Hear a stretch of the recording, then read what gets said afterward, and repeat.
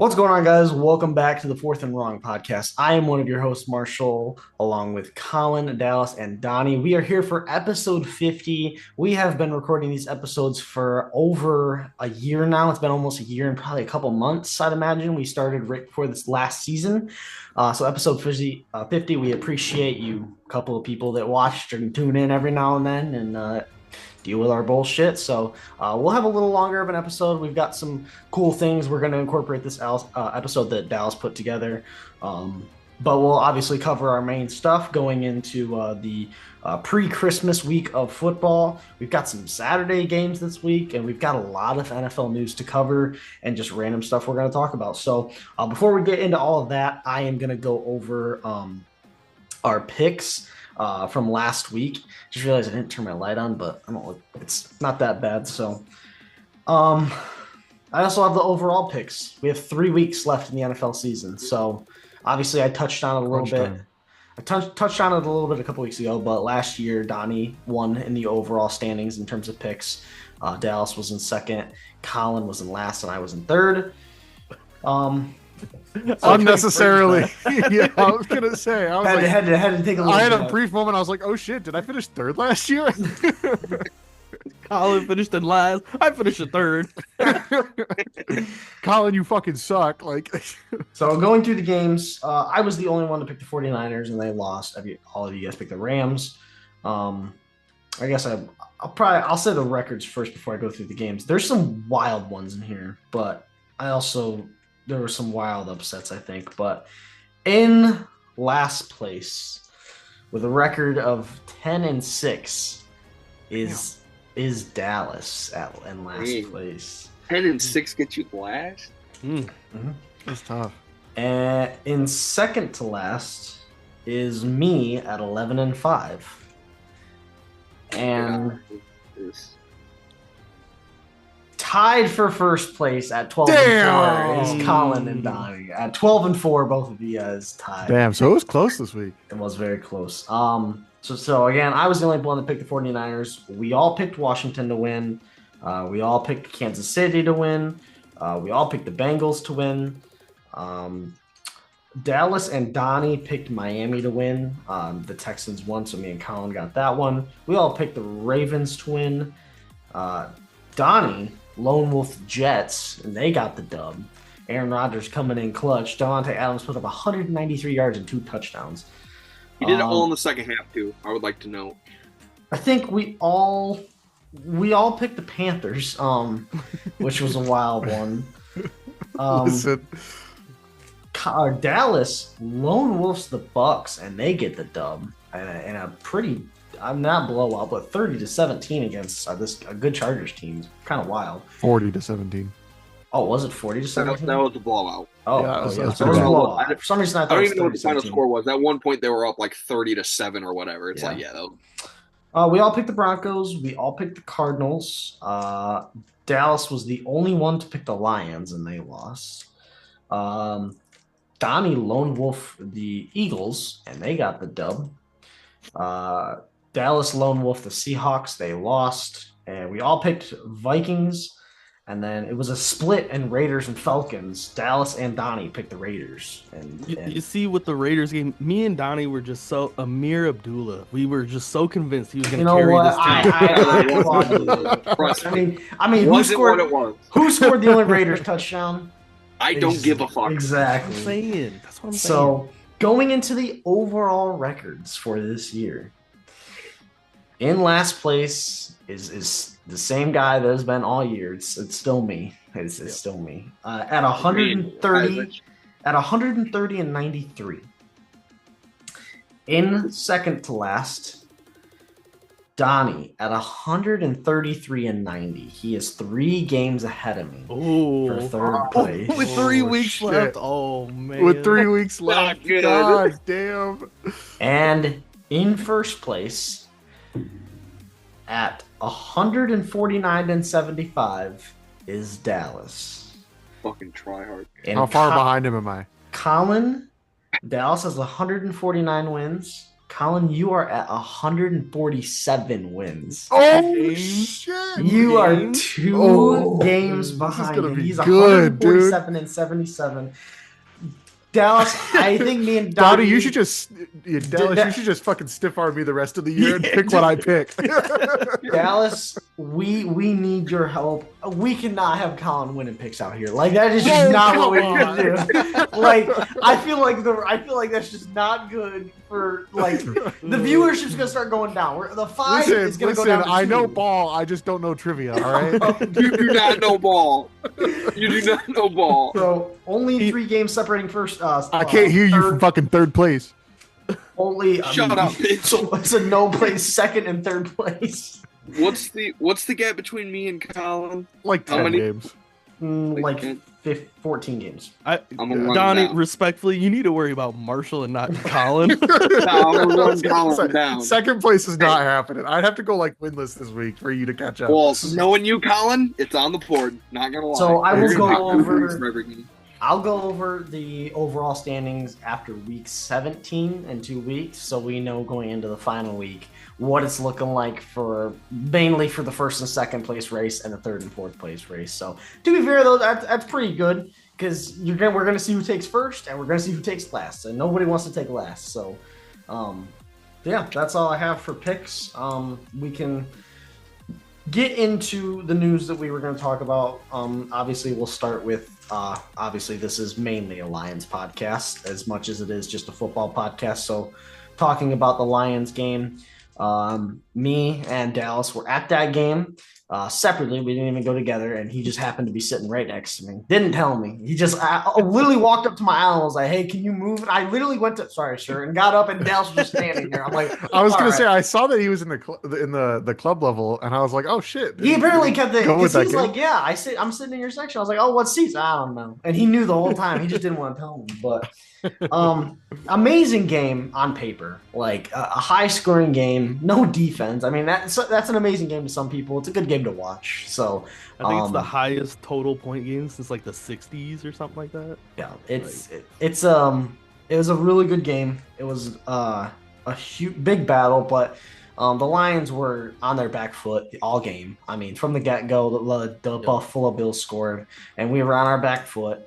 A lot of things could have gone differently our way, but I don't think. I think mainly we might talk about really what we're going to talk about what happened in that game and why we lost that game. But I think a lot of us were like, we're due for a loss. If we lose today, it is what it is. I think Lions fans woke up the next morning more sad about 3 starters out for the rest of the season, and not only 3 starters that mean so much to the positions they're in. And it's like, so obviously I'll go over them. Aleem McNeil at D tackle is so big, even though we have DJ Reader. It's not even that we have DJ Reader. It's about that Aleem McNeil was such a force, and he's so good. It's gonna hurt a lot, and that D line's already hurt with Aiden Hutchinson, with John Kaminsky, with Davenport. I couldn't think of his name. Thank you. So that one hurts, but he tore his ACL. He'll be out for the year. Carlton Davis, again, only been here for a year, but with how thin that cornerback role is, Carlton Davis is out and having surgery on his broken jaw. That is rough. He's played very well this year. I think we can all say, and not no top 10 corner, but he has been the corner that we need. Like, he's been a good corner for us, and we've needed him, and he's played huge in crunch times, and he's fit very well into our team, and he's going to hurt a lot, especially with the no depth we have at corner. And then on the offensive side of the ball, didn't even realize it. After the game, Carlton Davis and Aleem McNeil both went out, but David Montgomery came back in the game actually after his knee injury, but then it comes out the next morning that David Montgomery actually tore his MCL. What a dog for coming back in and playing the rest of that game. Even if he was just garbage snaps that he really didn't do much, the fact that he was running around out there on that is insane. And this one hurts just as much, even like the same situation with Aleem McNeil, even though we have Jahmyr Gibbs, and he's going to go off. He's going to have great games. They're that 1-2 punch. Like, you You can't. Sonic and Knuckles, they're together. They work together. Now Gibbs is gonna do good, but we're gonna be put in those situations where we're first and goal at the 1, and Gibbs will probably score the touchdown. But again, it's just Gibbs is gonna get tired. He's gonna get 25 plus carries, but then on those carries where Gibbs is tired and Craig Reynolds comes in, no disrespect to Craig, but it's not David. So, and it's just the depth. It's even if we have Gibbs, David is such important to this team. So. We have, I believe, 22 players on IR, 16 on defense. It's even after Dan's radio speech that everyone should go watch. It was absolutely like you could after that. I'm running through 16 brick walls after that one. He could convince me that he could take a PB football team to the Super Bowl after that speech, but. We're worried as a team. We have the Bears left. We have the 49ers left. We have the Vikings left. And the Vikings game is most likely going to come down to a Sunday night football, Monday night football, whatever they want to do for the division. We're scared because we get no help. And now we are having to face the Vikings for this division and the Eagles for this number 1 seed. And we need a bye and we need some time. We know Anzalone might make it back for playoffs as he should. Fitu Melifonwu should make it back for playoffs. Emmanuel Mosley should be getting out there soon, even though he hasn't seen the field. We know he's a playmaker.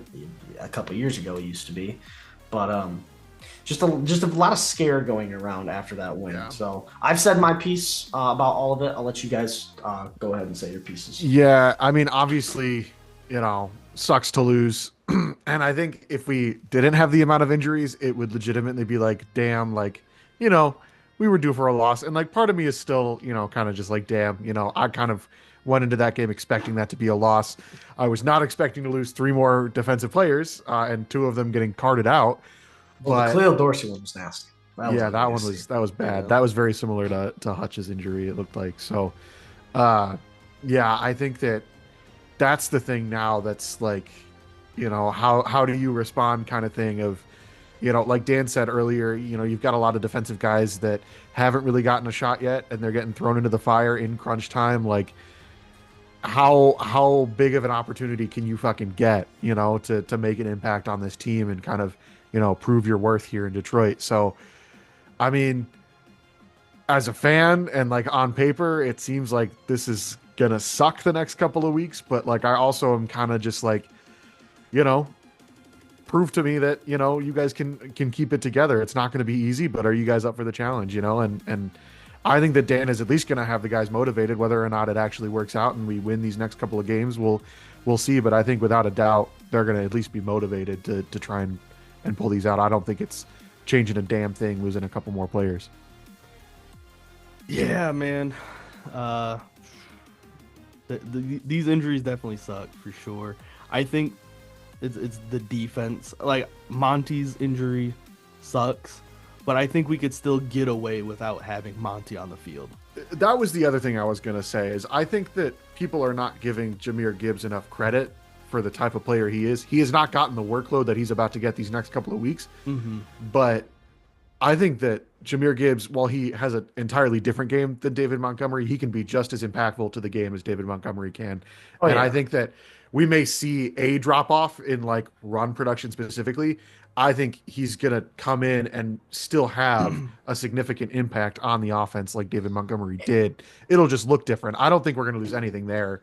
Losing David Montgomery, like it sucks, but I think we'll be just fine. I think Gibbs, I think Gibbs is better than Montgomery, like in terms of an overall player. But it's not. It's more about just losing a person that is going to help. Yes. That helps the team so much, and it's just one more person like Khalif Raymond. I'd absolutely take him right now. Tim Patrick's been amazing, but return specialist, that deep threat every now and then.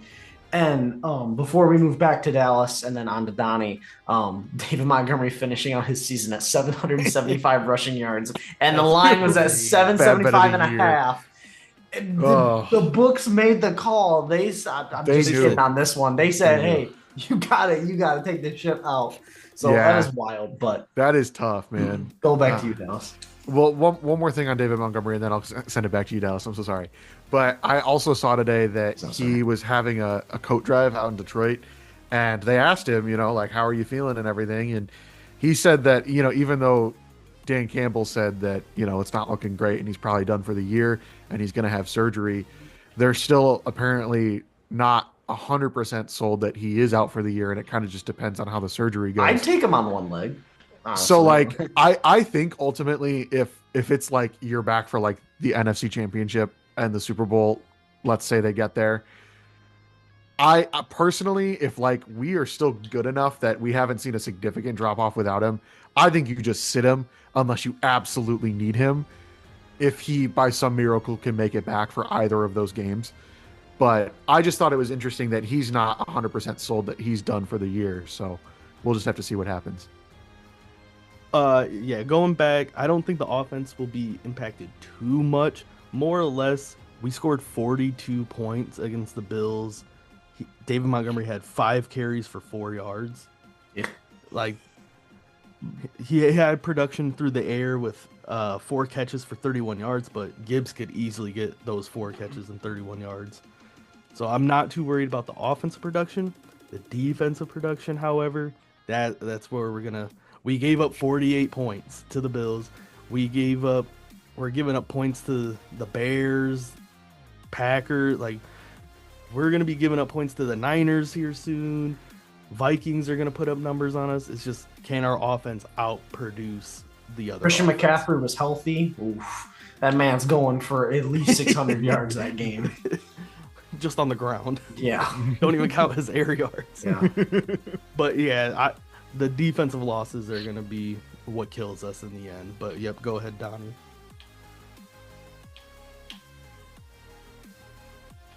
I'm not gonna lie. This man loves dramatic pauses. Man, I was going to say, I was like, dude, you good? You gonna go? I try froze. I try to think of like where I want to start. Before today, that TikTok of Dan Campbell's phone interview, I was like, the sky's fallen. I genuinely treated it like a playoff game. I was like, they're not gonna win another game. They're out in round 1, no matter what. Then I saw the interview, and it gave me a lot more. It gives me like a rational hope. You know what I mean? Like, because now the Lions, I feel like the closest thing we're going to be able to compare these final 4 weeks to is like, you guys are going to fucking roll your eyes, is like the 2016 era Lions with like Matthew Stafford, where it was basically like, well, they're going to fucking have to throw it like every single play, and every game's going to come down to the wire, and it's like either you're going to win a shootout or you're going to lose a shootout barely, and it's just, that's how it's going to be, because like that, like Dal said, the defense is just so, it's to the point where I don't give a shit who the defensive coordinator is, and I don't give a shit what is happening. It's not even that 20 guys are on IR. It's that 12 of these guys are like legit starters or like guys that see the field a shit ton. Like, they showed a stat that we have on our team right now that our starters, there are only 3 people that see over 80% of snaps as of week 8, and that is Kirby Joseph, Brian Branch, and Terrion Arnold. And I'm still to the point, if say we go into next week's game, if we lose Kirby or Branch, it's wraps at that point. They're the last. They're just the fucking last forfeit. ditch. Just take the out. Like Branch and Kirby, because like even if Kirby goes down, everything over the top is done, and if Branch goes down, that's the whole field. Branch has been getting banged up too. There's a couple plays he gets up slow, and I'm like, oh no. I know he took a minute to get up the other day, and I was like, you guys see that? Yes. Yeah, we're fucking scorpion to the ground. That shit was crazy.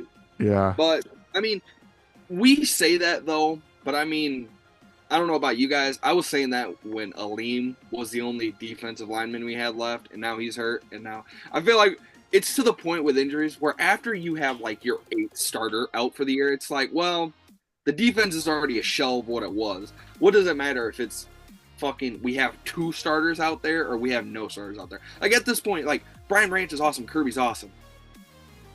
they're not really affecting the defense so much as what we thought. You know what I mean? Like, Brian Branch can be everywhere, but like he also can't be literally everywhere at the same time. I also thought it was interesting, speaking of the defense, that someone mapped out that Zadarius Smith only played like 43% of defensive snaps last week. So insane. Like, how do you let that happen? Why is that man not playing like 75 at least? It's not insane though, because Zadarius Smith is fucking, I think he's what, 33 years old? 33, like 32. He's at a point in his career where like ideally, when he got dealt at the deadline, it should have been to a team where it's like, okay, he's going to play like 40% of snaps. He needs to be playing like third down, second and long, like specific pass rushing snaps at this point in his career. And then when he first got dealt, and we kept having defensive end injuries, there was one game where he played like 82% of snaps. At this point, he cannot do that. Like, he cannot do that every game, and us expect him to play 5 games. So honestly, it's like once we clinch the playoffs, it's like, you know what? Our defense is going to suck anyways. If he's out there, all he's going to do is like he's going to overdo it and he's going to end up getting injured or some bullshit. And it's like, I would rather him play 80% of snaps in a wild card or a divisional round game rather than fucking week 16 against the Bears. You know what I mean? So yeah. I actually agree with the snap count thing, because it's like, even if he's out there, what is he really changing to that high of a degree? You know? No, that makes sense. I hadn't thought about that, but that's a good point. They showed besides quarterback, funny enough, the least position to have injuries besides quarterback this year has been wide receiver, which means Tom Kennedy ain't seen a damn thing of playing time. Because knock on wood, but our wide receivers have stayed intact all year, and Tim Patrick has come to life and has looked better than ever. Yeah, man. Which that brings me back to like that's the hope I'm holding out is. It's not the most ideal circumstances, obviously. Like, they're at an uphill advantage disadvantage anyway with all the guys out. But it's like the offense is pretty much healthy. I think losing Monty is going to be much bigger than what you guys said. I think that's going to be huge, because it's not even so much what he does on the field. I think he is such a tone setter where it's like the team rallies around him starting off games, running through motherfuckers' face. I mean, in almost all of our games, he scores the very first touchdown on most of our drives. Like, he is a tone setter, if nothing else. So I think we're going to lose that aspect. And it's just going to be more of a vibe thing that hurts rather than like... It's like Penei Sewell's got to do it himself. Yeah, honestly, we might have to have Penei Sewell fullback dive here, because like... I like Jahmyr Gibbs, but a lot of his power running isn't really up to snuff compared to like Amani. But yeah, Colin kind of stole what I was going to say about the opportunity for him to come back. I sent that into the group. I was going to wait and share that on my turn, but realistically, I think he's sorry. I saw it this afternoon on my lunch break, and I was waiting all day to say it.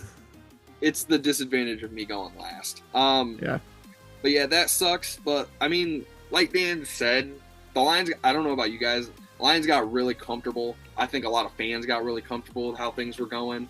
And yeah, I wouldn't have gave a shit if they lost. Like, I expected a loss. I was kind of not rooting for a loss, but I was like, if they're going to have like drop a game to wake them up, like against an AFC opponent this week, I thought was a good week. I was going to say, because the other 3 options were 2 divisional games and 1 NFC opponent, so all 3 of those losses would have hurt them.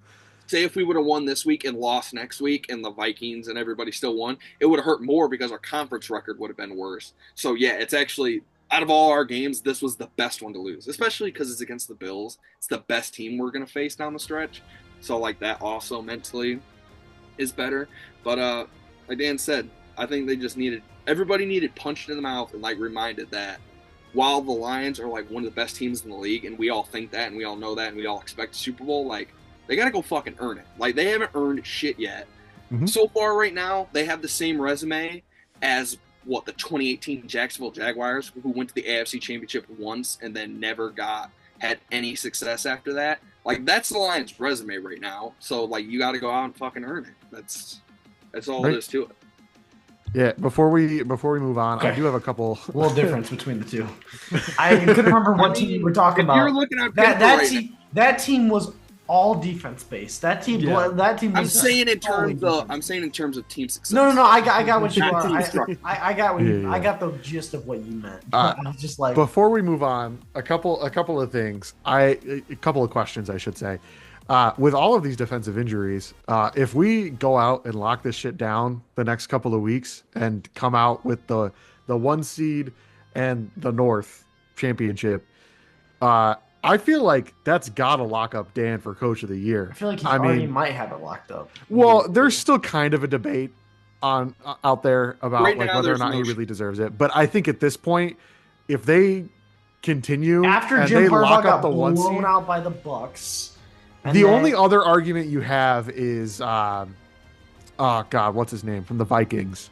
I feel like is Kevin probably your O'Connell. only other. Kevin O'Connell is probably his biggest competition. Kevin O'Connell was a great coach. If he's going to lose it to anyone, I'd be okay with it. But if you have 22 players injured and most of them are on the defensive side of the ball, you could field a full defense and like half subs just with the amount of defensive players we have injured. And you still go on and you still, accomplish everything you set out to accomplish, earn the 1 seed, win the North for the second year in a row. Like, I feel like you gotta give it to him at that point, right? Kevin O'Connell is the favorite right now at Who's plus second? 110. Dan I is don't plus know. 340. I've been. It's thinking- whoever wins that last game, honestly. It Honestly, I really think is. that's what that game is going to come down to. It's going to have so much riding on it. That That game's has gonna- to be Sunday Night Football. Unless the Vikings drop one of these games, that's got to be it, right? I'm scared. I'm going to that game. Donnie is also going to go to that game. I don't know if I want to go. I might just sit in a room by myself and with one TV and a bottle of water. I don't think I could actually Bottle go into of that water. game. They let you in 2.5 hours early. That's 2.5 hours of thinking. Yeah. Like, That's I- literally. Think about how crazy Ford Field is going to be for Oh that my game. God. That's gonna be such like a unique circumstance too, because like that's a playoff game, but you don't get eliminated if you lose. You know what I Right. mean? Like It could Like, be 1 it could seed and probably- and it's 100% division. it Yeah. could very likely be for the 1 seed, and it's like, okay, if you lose, you're the 5. But like whoever loses that and is in a really, really tough spot, because it's kind of like how Ohio State is right now. Like they lost to Michigan in such a big game, but it's like, okay, well, you got to retool because like the actual playoffs start. So like whatever emotional letdown you had, like you can't let it fucking. Well, they already actually- said that Such a weird Detroit. spot They to said Detroit and Vikings control their own destiny as of right now. If both Well, the teams, Lions technically would control their own. I Well, guess you're right. because both teams, they already showed the graphic. The Eagles don't have as much conference wins as both of them. So Mhm. if the Vikings win out, like their next two, they play Packers and Seahawks, and we win our next two, Bears and 49ers. Then that last game comes down to 1 seed and division win. That might be the most insane ending. I'm to a honestly division surprised game. they haven't just locked that up as Sunday Night Football for that week yet. Yeah. That's Wow. got to be it, It's right? insane. This oh is. I'm trying. I don't know what the rest of the schedule looks like, but I think there's other games that could be big, especially like. That's the Vikings- that is the biggest game of that week. Hang on. No, I'm saying if it comes I down already to got it pulled up, guys. say the Lions lose or the Vikings lose, and like the 1 seed or the 5 seed or whatever gets locked up, like they'll put in a game where it's like, okay, if blank wins, they win and they're in. Like they try to save those. Seahawks Rams could be for the division. True. I guess there could be some of these That's that could be it. for the playoffs. That is but- absolutely it. I mean, I don't know, going though, through that man. slate- Falcons, maybe if they like keep winning and the Bucks drop a game, it could be like, okay, if the Falcons win, they're in. That could possibly be. but nothing's I gonna mean, be I close doubt it. But to the I doubt Vikings it. Lions. Yeah. That's Yes, a but Sunday night game. What I'm saying is that the Lions or the Great. Oh Vikings my God. like drop a game or two, and it's not for the ones. If it's not for the North anymore, they will take Oh, a then team. yeah. Yeah, that's what I'm saying. Like, if it turns out to that situation, given like they have to flex a week out, so like they're not going to know for sure. So But flipping the script a little bit, I wanted to touch on this. I had one more question related to this game. Okay, Colin, go ahead. I think it's an interesting one, and it might. Maybe it's not, but we'll see. Can we pick up Billy Cannon? No. So Jared honestly, Goff. that's what we need. Jared Goff has, been having a great year. He's 4th in odds for MVP right now on DraftKings. I'm looking at it right now, plus 2,000 for MVP. Obviously, after this past week, seems like Josh Allen has cemented it. However, how close do you think Jared Goff gets these next couple of weeks, given that there's no David Montgomery on offense now? There's no fucking defense to support him, and he's got to be the guy the rest of the week, the year for Detroit. He'd have to win out and play great. Win out, play great. You'd have to hope Josh and Lamar have like one off week. One off week each. Hopefully Saquon doesn't sneak back into that convo. Well, Saquon is still ahead of him in these odds. I don't see that. Saquon's ahead of who? Oh, Goff. Yeah, it's Josh Saquon ruined his on DraftKings. On DraftKings, it's Josh is minus 900, then Lamar is plus 550, Saquon is plus 1,300, and Jared is plus 2,000. Saquon kind of ruined his chances going 16 for 56. Yeah. I think Jared could absolutely jump Saquon to finish like 3rd in the MVP race, but could he pass Lamar to maybe sneak into 2 and then hope that Josh has a really bad week or something that, maybe, storyline wise, you have a real case there. I was thinking about it the other day after the loss. I was like, looking at all of the injuries and things like, man, we're going to have to really rely on Jared. And to me, most valuable player means, most valuable. I don't give a shit about media coverage and shit like that all year. You take that player off of the team, are they going to be as successful? And I mean, down the stretch, it's got to be Jared, right? This is gonna sound rough coming from me. I'll say that off rip. I think there's like a 5% chance that Josh Allen does not win MVP. I don't think. I 100%. I think that Josh Allen has got it locked up. But just thinking hypotheticals here, if he has like an off week and Jared stays on fire because he has to. Does that make it a conversation? Donnie was always a Josh Allen fan. No, I think to answer your question about Goff, I think the highest Goff can get is 3. I think he can jump Saquon on that. Yep. Because I think I'll give Josh Allen like a 90% chance to win it. I think that 10% is, if you look at the schedule going forward, I think it's between him and Lamar. If you look at the games that they have, Lamar plays the Steelers this week, and that's huge in terms of winning that division. Mm-hmm. And then he plays the Texans on Christmas in front of the world. And then week 18, they play the Browns, which is like, if they win these next 2 games, they're probably going to sit motherfuckers that game anyway. If you look at the Bills, though, they go Patriots, Jets, Patriots. And that's like the easiest shit Josh can have. That's why I'm giving him 90%. Is like, he's going to look good in those games no matter what. But I think if Lamar comes out and plays great this next week against the Steelers, and they're going to beat the Patriots. The Bills are going to win this week for sure. I think next week, though, I believe it's in MetLife. Be a hell of a time for the Lions curse to come back. It's not in MetLife. It's in Buffalo. But I think that realistically it could go. They're going to beat the Patriots this week. I think, I'll give the Jets a crazy chance to win that game. Say Aaron Rodgers goes full legacy mode and pulls that one out of his ass, and then Lamar is playing. That's right after Lamar plays C.J. Stroud in front of the world. Say he has a 5-6 touchdown game, and then they both have week 18 meaningless games. I think Lamar can steal it. Like I said, I give him a very slim chance, but I think he has he could have the media-driven narrative to kind of squeak his way in. Whereas Goff, it's he can play great these next 2 games. Unless he goes out and has an 8-touchdown game against the Vikings week 18, what everybody's watching. It's I just don't realistically think. Because even if he does put up great stats right now, people are going to be like, well, they have no defense. It's going to just be stat padding. It's going to be one of those things. Maybe. Yeah. I just thought it was just a thought that popped into my head the other day. I'll touch on my MVP thing a little bit, and then I'll get to what I was going to say. So I was going to say we can move on after that. I think. Sorry. If I'm realistically looking at it, I do think Lamar should win. I think if the Lamar wins this division, I think if he goes out and beats the Steelers, and wins the division, I think he should win MVP based on the performance. But he's got to win the division. I think if they lose to the Steelers, I think it's Josh Allen's 1,000%. But yeah, that's it for me. The division thing, I know we're trying to move on. The division thing to me, I feel like should not matter as much because you cannot win an MVP as a wild Lamar. I don't think Lamar's division is so much better. Like it's not even close. Literally, Buffalo has won their division for the past like 3 weeks now. Like they've had it locked up. It's hard, but I mean, it really is just the Steelers.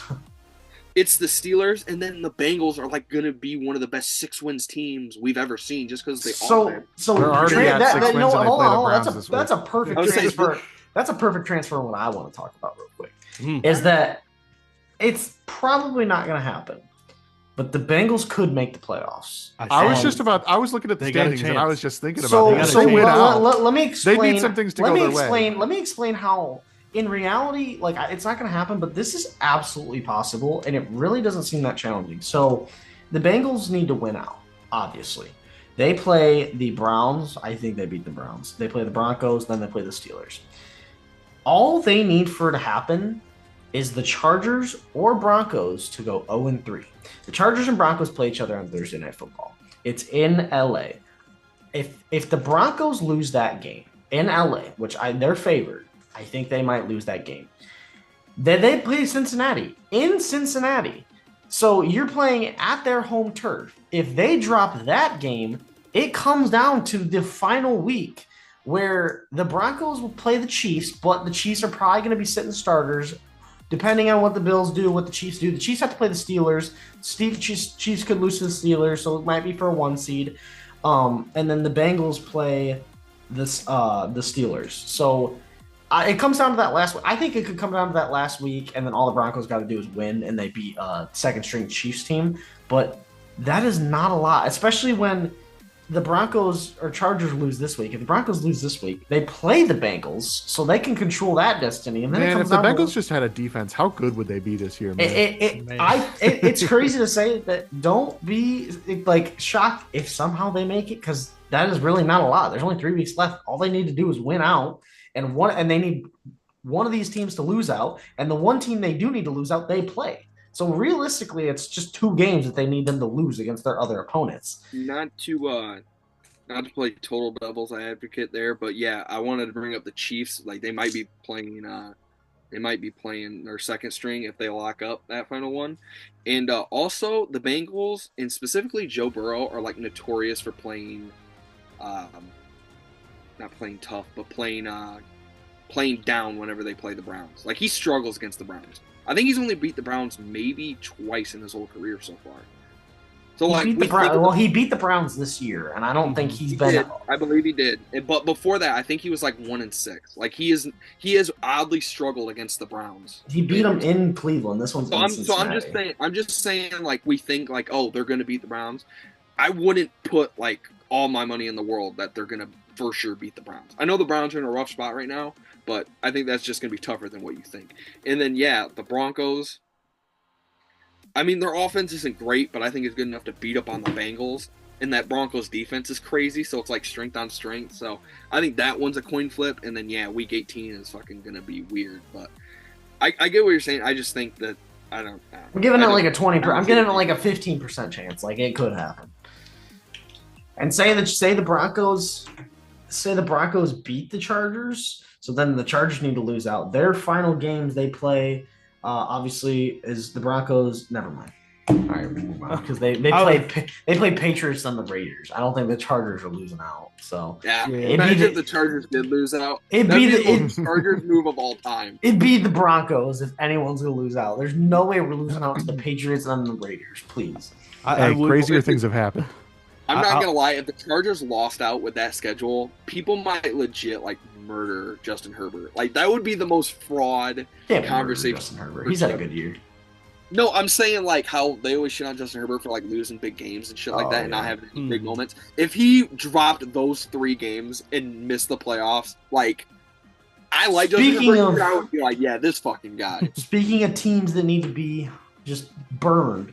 The Falcons just came out and said they are benching Kirk Cousins which may be How could they bench a top 15 quarterback? They bench? That might. I'm just saying right now, Crazy. that might be the dumbest thing I've ever seen. I do this think year. it is dumb, but not So because Kirk fucking is a top stupid. 15 quarterback. I think it's stupid on like literally like I was just At saying every level. Every because level. It's stupid. my thing was You were you're one throwing game Michael out Penix- from winning the division. How are you going to bench the guy that's been running the team? that, and then he's Michael holding the Penix team is back. getting thrown right into game action, like in like the crunch time. What a But stupid. They do move. play the Giants this week, so I guess if there is a week to switch to Michael Penix, it's probably this one. Yeah, but now Kirk hates you, and he's just exactly gonna. what I was just looking at. I was looking at their schedule, thinking like, what are they thinking? Did the Falcons not have their fucking bye week? What the fuck? They play Commanders next week, and then Panthers week 18. Okay, yeah, I was missing them. So I mean, There's just so many bad teams. it 2-1. It genuinely doesn't make sense because, like, Kirk was probably going to be done after this year, the way he's played this year. But like, now it's like obviously he's done, and you kind of lose all trade leverage. Like if he started out the rest of the year, and like in theory the Falcons could be like, well, we want to bring him back, and that helps your trade, whatever trade leverage you want to get for the guy. But also like, Well, plus- people on Pat McAfee today talking about how like Michael Penix has been wowing him at practice. And like that was kind of like the Mahomes thing. Like he sat behind Alex Smith. He played Week 18, and everybody loved him. But like, and people knew like the following year they were going to move on. But like, you didn't move on from him during that year, just because like, I don't think the Falcons Did Mahomes do that? Huh? Did Mahomes do that though? What? Wowed them in like the last game of the season. Yeah, that's what he's saying. Yeah. No, I'm saying, did he? No, I'm do? saying, like, I don't if you think he. I don't think he did that. If you go back and you, or like not even go back, you can like look up clips where like people Maybe- on the team were talking about. I think it was Von Miller because he was still on the Broncos at that time, and they played the Broncos. And like Von Miller was like propping up Patrick Mahomes because he made like one crazy play, and he was like, Mahomes "This did guy play is gonna be the one future." game in 2017. I don't know what 284 for 0 touchdowns and 1 interception. Yeah, but it was his first start against the Broncos. Were good at that time too. I'm just saying, like, people loved him in practice. He started one game, and like they saw the potential to move on.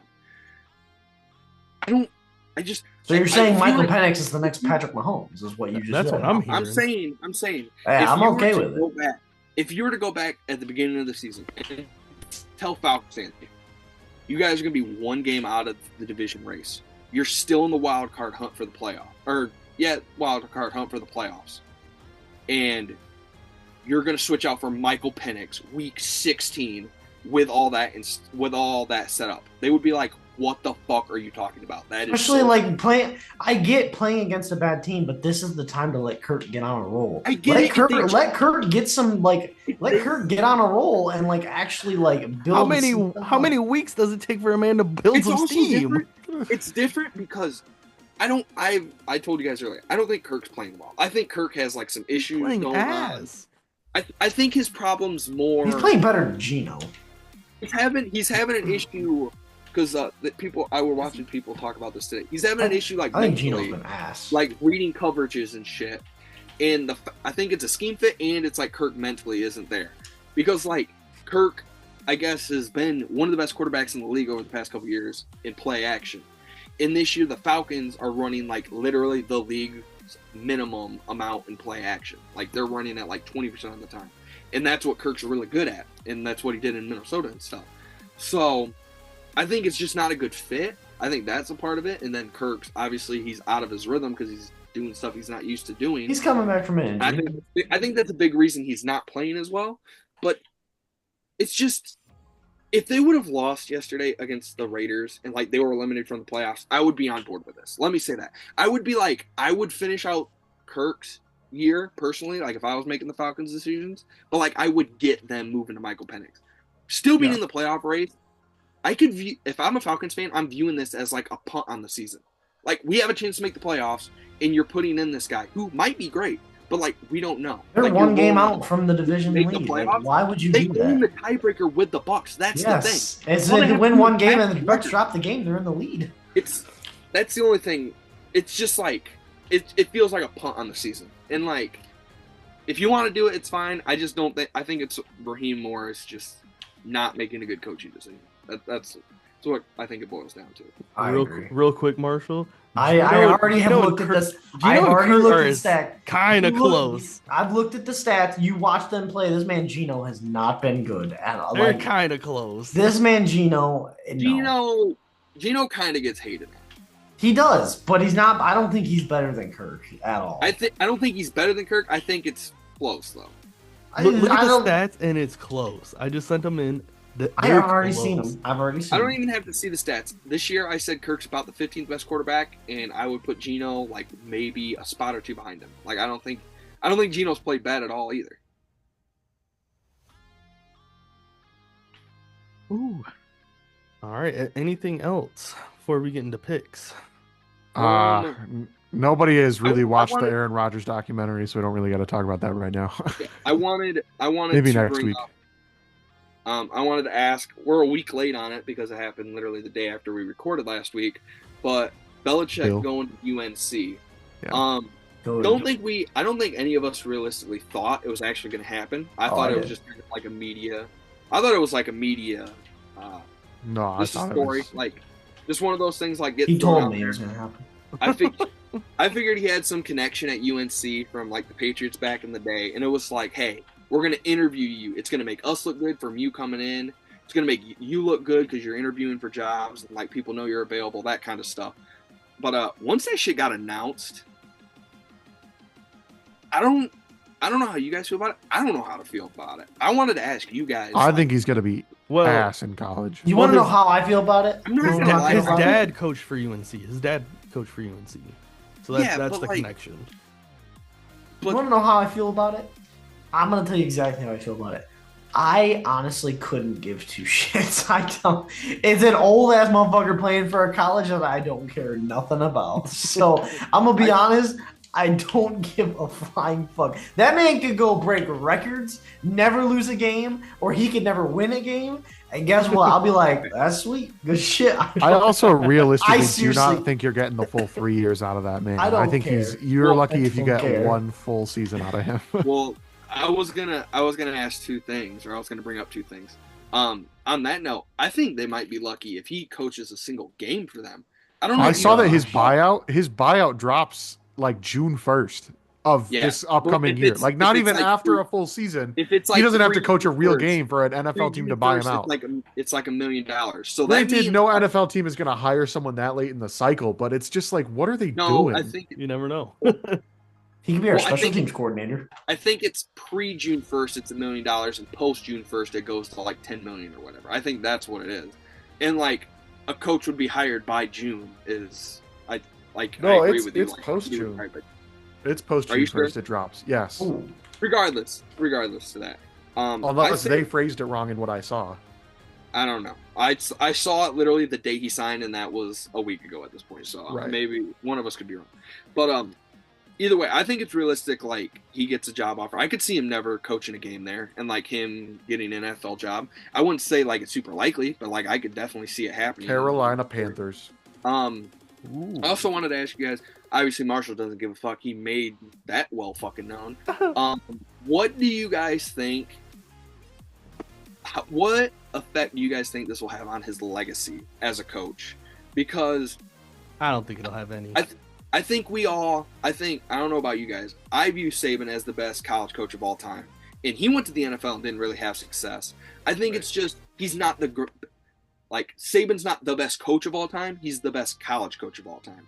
Well, right. And I think that there are good coaches at individual levels. Like I think Bill is obviously one of the greatest NFL coaches of all time. I don't know that it's going to work in college, especially in this day and age of college football with NIL, the transfer portal, all that shit.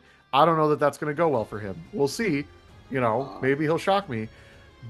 And like Urban Meyer was great in college, but went to the NFL and, didn't even make it a full year before he got fired. So he was kicking kickers.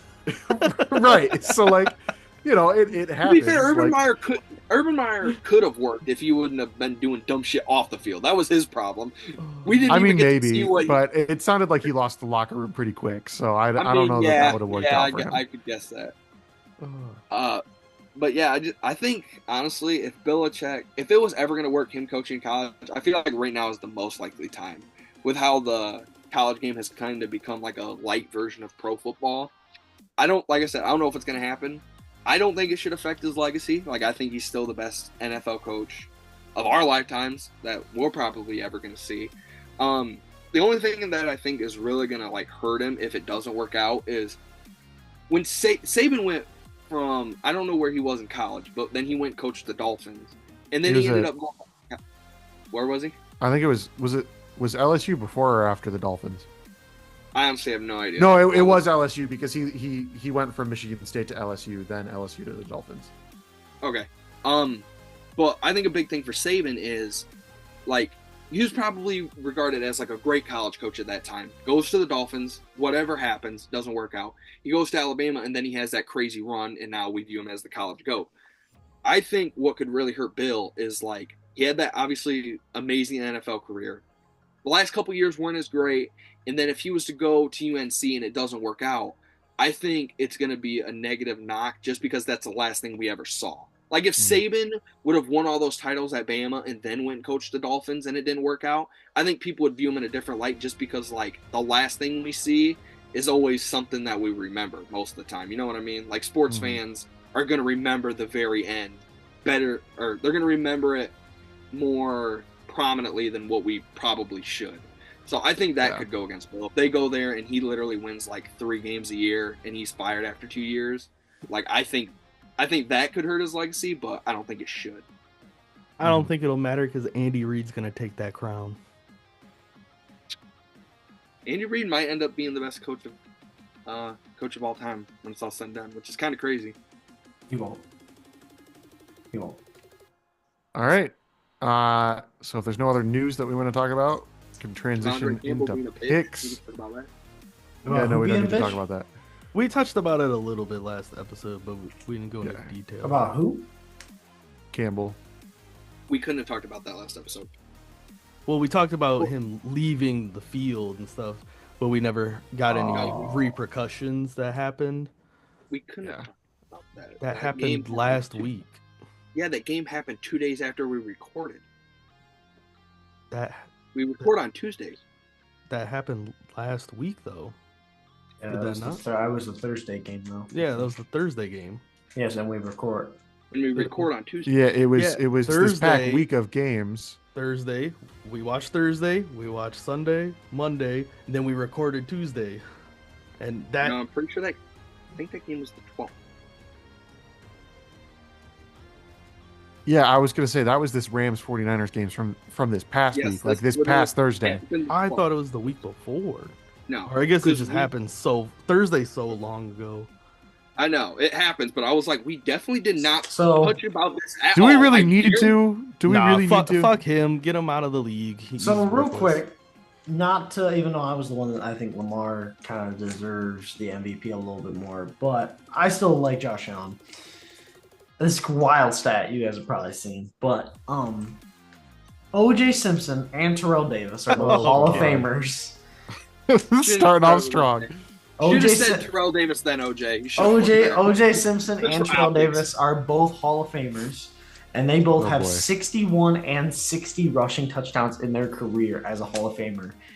Josh Allen has 62 rushing touchdowns, along with 190 passing touchdowns, and he's only 28 years old. I think this MVP might lock up a Hall of Fame. I was about to say, if he wins MVP, he might be in the Hall of Fame. Yeah. I have 2 responses to that. One, I think if you win MVP, you get like 1 minute, and then we got to move on. Well, it's gonna be quick. I think you got to move on. You're leaving here soon. I think any NFL player that wins MVP, I'm trying. After you win MVP, it should be like really hard to not make the Hall of Fame, because like the league's only been around for what fucking. How long has the league been around? 100 years? There's less than 100. Say 105. It's something like that.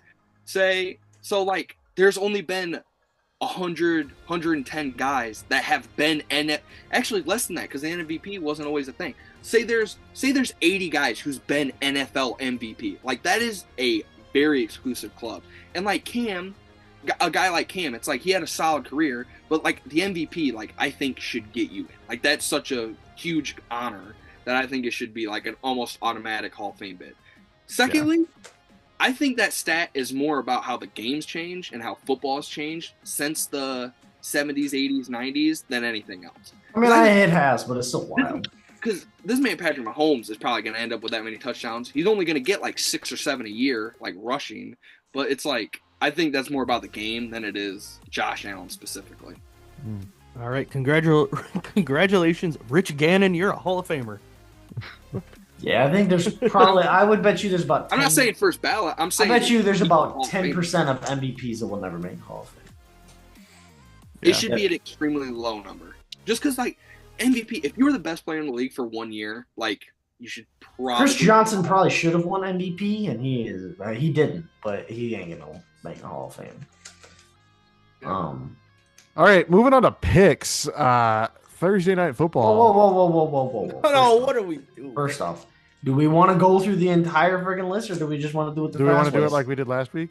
It's up to you guys. Majority vote. Go. Who wants to do it the fast way or the Colin way?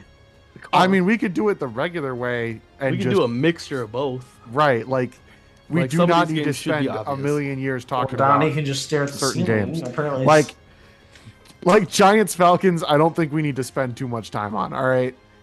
Because y'all are gonna be like, Kirk is out and he's ass, so give me the Falcons. I was actually gonna pick the Giants this week. If we're gonna edit this little bit of us talking out, why don't we just agree on like 6 games we'll talk about, and then the rest of them we don't? All right. Broncos, I feel like Chargers. that's the best way to do it. Broncos. Give me the Chargers. I don't know. It's in LA, so that scares me. But I also don't think the Chargers. I think the Chargers maybe have the worst home field advantage in the NFL. I'm gonna go Chargers actually. This one's harder than what it should be, just because they're both. Or was bad just against- ripping on the Chargers and then went Chargers anyway. I mean, They have the worst home field advantage in the NFL. They actually fucking suck, and that's why I'm picking them. Well, I do. I was just saying, like, I don't think that means a thing. I mean, I do think the LA teams don't have shit for home field advantage. I don't know a Chargers fan. I really don't. Yeah, I think this game's harder than what it even should be based on the record, just because both of them are bad against good teams this year. Chargers coming off fucking getting shellacked. Tie watch? Thursday night tie? Whacked. That would be crazy for this playoff race. I'm not. Hopefully, it's better than last Thursday. That would football fuck game. up the AFC. That would. It also knock the Bengals out of the playoffs. It would. It probably would. Bro, don't put that into existence. That, like, before they even get to play a game and control their own destiny, it's over. Gosh, this one's difficult.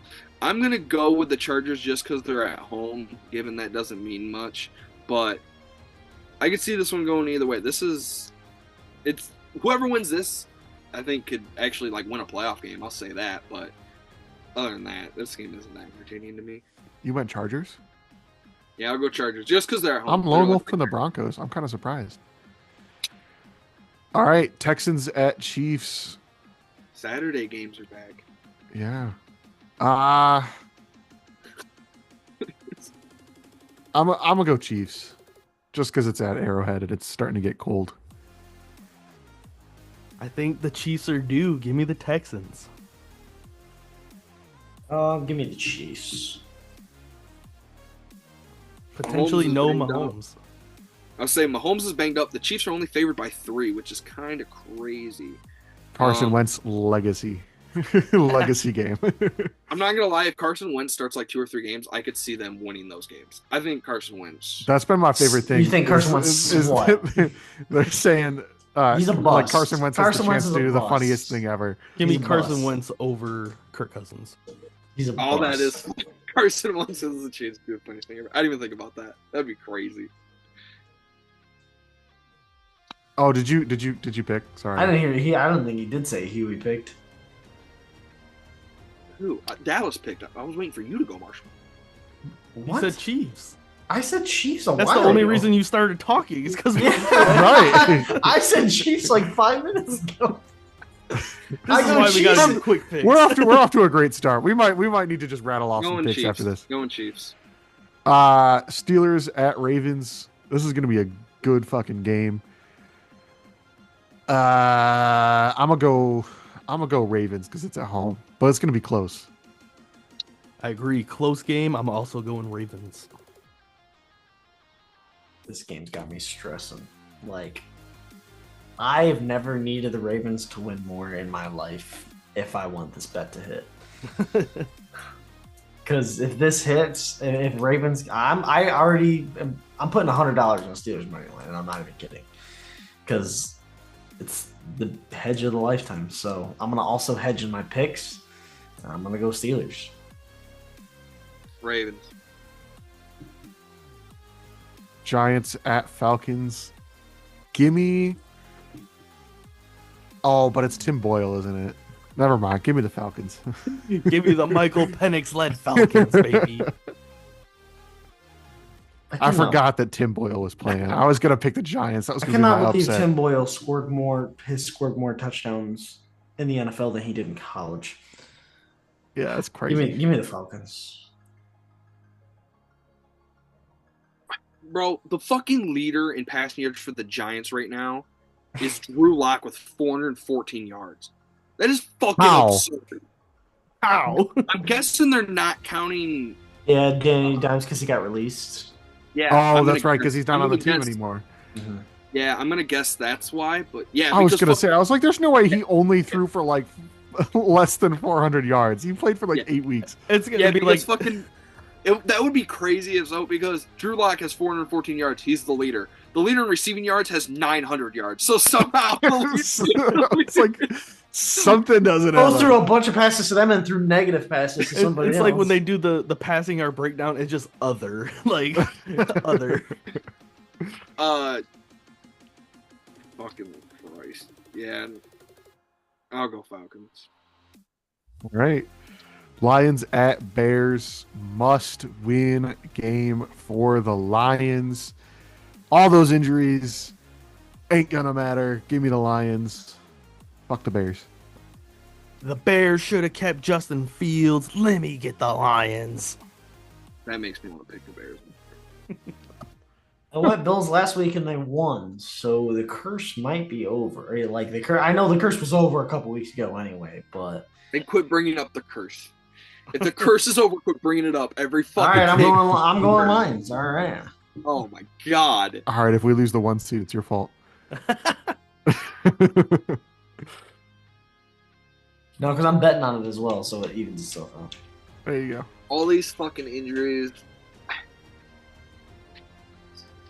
It's getting to the point where pick the Bears. Do it. You won't. Bear down. Pussy. I think the best thing going for the Lions right now. Best thing going for the Lions right now with all these injuries is the next 3 weeks. It's like they level up. Like the Bears are pretty bad. Then they play the Niners, which are a little bit better, and then they play the Vikings. So I think it gives them time to kind of work through what this fucking defense is going to look like with literally like no starters left.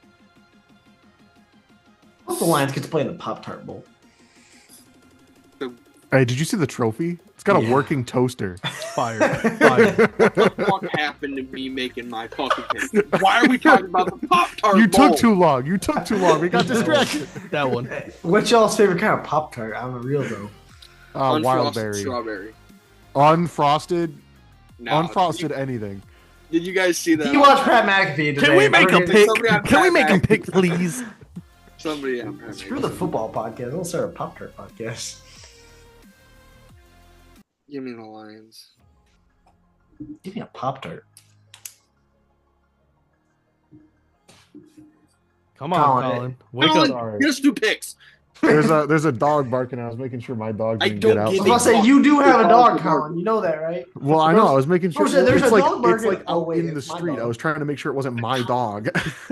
This man Colin said, so next game, oh my god, my dog's running down the street. Okay. Cardinals at Panthers. Give me the Cardinals. Cardinals still have a chance of winning the division, so give me the Cardinals. Don't speak that into existence, Dallas. I swear I'll fucking kill you. Give me the Cardinals.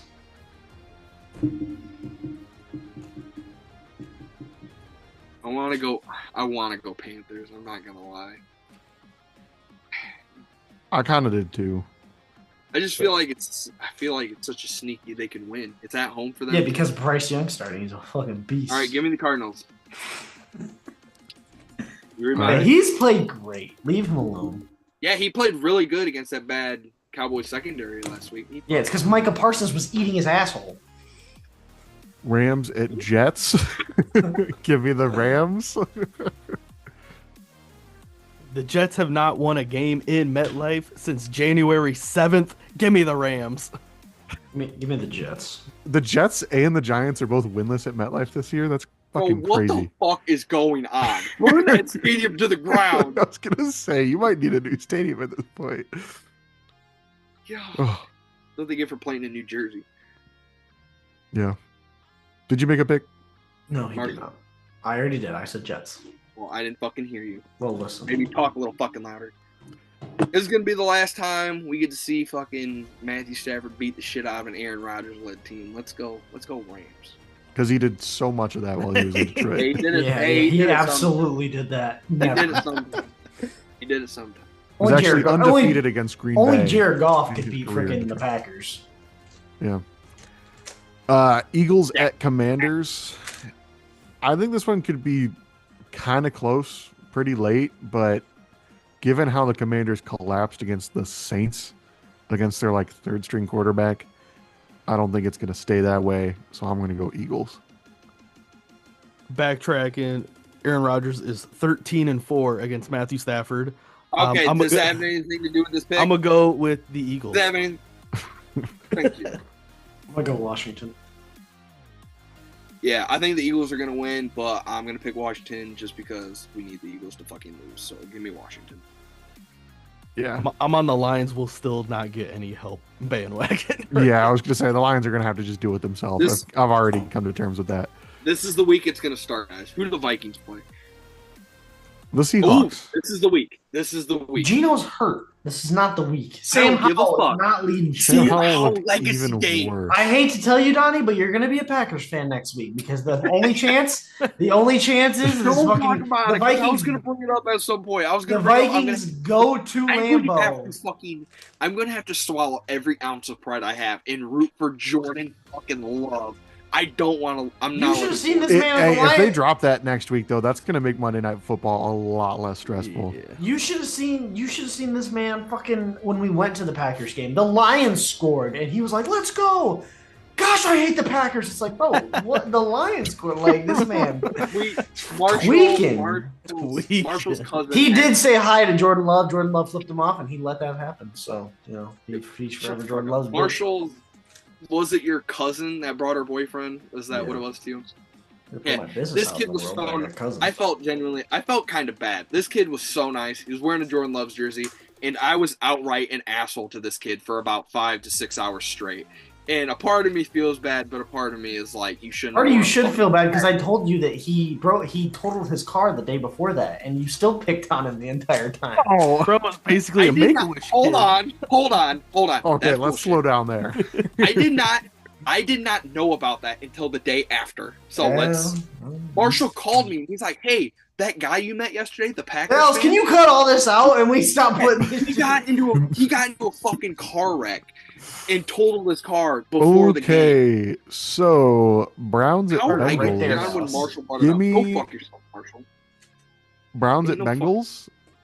Are we done? Oh wait. Okay. Browns at Bengals. What are you, a fucking teacher? Shut the fuck up. I'll wait. Hey, my mom, my older sister, my older brother. The worst part is we were all done talking when you started doing that. So shut the fuck up. He did. Everyone stopped talking. Oh my god. I'll wait. Wait for who? Browns at Bengals. Give me the Bengals. Give me the Bengals. Give me the Bengals. Give me the Browns. You are legit just a fucking hater, dude. Yeah, I'm fucking hating on you right now, Colin. Shut the fuck up and read the next pick. All right. You're going in the waiting room. No. Stop. Just go. Fucking God. Titans. Do you think that's ever been an insult ever in somebody's life? Guess what? You're going to the waiting room, you little bitch. How do you like that? Get waiting room. He does that in real life. Titans at Colts. Give me the Colts.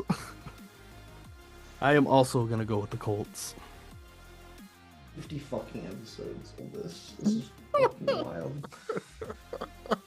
50 episodes later, and we're sending people to the waiting room. Give me the fucking Colts. Hey, watch it there. 50 episodes I'm in. hovering over the button right now. I don't know why we still let you host. Because nobody else wants to. I don't even know how he hosts. Dallas is the one who edits the fucking videos now. Why is I Colin give him permission to host? record. Gives He him records it. permission. Okay, Colts. anyway, you went Colts? All right. Colts, Colin, shut the fuck up and Vikings. let me make a pick. Vikings at Seahawks. Give me the Vikings. Give me the Vikings. All right, Give me give me the Vikings since someone wants to cough over my pick. Give me a tie. Okay. How are you gonna catch Donnie if you call it? Give a tie. What are we doing? Oh, that's a good point. I need to start rethinking my picks. Ties for every game. God. Are you really going tie, dumbass? No. No, actually, he said tie. That's locked in. He can't. Yeah, it's on the record. Sorry. I am writing the paper. I'll do whatever. I mean, we're gonna remember next week. I won't okay. remember. I'll tell you that much. Yeah, fucking calm down. Get Marshall's nuts out of your mouth. Give me. I got bad memory. Come on. This man What Dallas. are we doing? No. I won't remember. Like, okay, calm down, buddy. Jesus Christ. You Don't won't get- remember.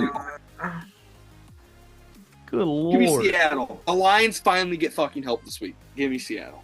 All right. Patriots at Bills. Bills. Bills. Bills.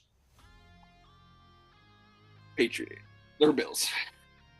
I heard Patriots. Yep, I heard Patriots. I will remember that. Yep. Yeah, I bet you fucking will. Fucking- Damn. Toilet bowl coming up. Jags at Raiders. God damn. This is so bad. They might fucking Is relegate. Gardner Minshew playing? No. Who's playing for the Raiders? Oh, he right hasn't now? played since like week 4 or 5 or 6. Some shit. Dude, I don't know. I haven't watched a single minute of Raiders football all year. Why not? I probably watched a single minute of football all year. Hey, I'm competing for first place in these picks right now. All right, You're 3 games back, buddy. Calm down. I'm 2 games back. You Thank need you to very much. compete in first place for some bitches at this point. Give me the Jags. I am also going Jags. I'm gonna go with the Raiders. Honey, I don't know why the fuck you're laughing at that. Because he didn't say it to me, he said it to you, bitch. Yeah, the fucking Raiders suck. Give me the Raiders. The Raiders suck. Give me the Raiders. What are you gonna tell me? You're gonna tell me the fucking Mac Jags Jones, suck, too? man. Yeah, man. Mac Jones legacy game. Sucks. Oh, There's Jesus. combined 5 wins in this game, and the line's even. That tells you how bad this fucking game is gonna be. Yeah. Niners at Dolphins. Dude, Give me the Niners. Give me the Dolphins. Give me the Dolphins. This is actually really tough. Are the Dolphins still mathematically able to make the playoffs? No. No. Actually, I think they are. I think they might. I didn't- but they ain't making it. The Bengals will make Neither it. team is gonna make it, but Bro, if you don't know the answer to my question, could you just not answer it? That would be kind of. they just fucking canceled my Billy Cannon jersey order. I'm not even kidding. You actually ordered it? Yes, it's autographed. How much was it? $80. That's not bad. Send me the link. No, you're giving me shit. I'm gonna go fucking reorder this shit. Where the fuck did Marshall just go? Or just keeps ordering it and they keep denying it. He's like, Well, it said that buyer asked to cancel the order, and I fucking didn't. He realized what gem he had, and he couldn't get rid of it. he said, "Bro, I meant to put $8,000, not 80." He realized, why did 4 people just buy an autographed Billy Cannon jersey? I gotta up I was the gonna price. say, or I something. wonder if it was like a. It's gonna I be do crazy. wonder if it was. What would be crazy is if it was the only one in stock and Dallas ordered it before you, so Dallas continued to It said there was more than 10 in stock. Right. Nah, that was a lie. This man Yeah. Billy King fucking died before fucking pens were invented to be able to autograph shit. So, like, That's he not. ain't getting- What? He died in like 2014. It says it's out of stock now. What the fuck? This shit on fucking Colin. Boo. I feel like I just got fucking Marshall, where are you? ripped off. I I don't mean, know I'm where getting my he money is. back, but I think damn. he made his pick before I did. I'm gonna take the 49ers whenever he comes back. All right, Buccaneers at Cowboys. Give me the Bucks. Yup, give me the Bucks. Bucks, sit up. Okay. What? I guess we'll move on. I don't know. Saints at Packers. Give me the Packers. Go Pack, go. Give me the Packers.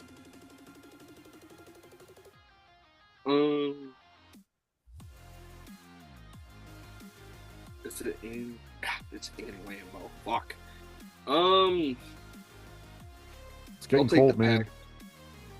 I'll take the Packers in this one. The Saints are they were bad before, but ever since Taysom Hill went out for the year, they are like atrocious. Like they're so bad now. Seriously, what the fuck happened to Marshall?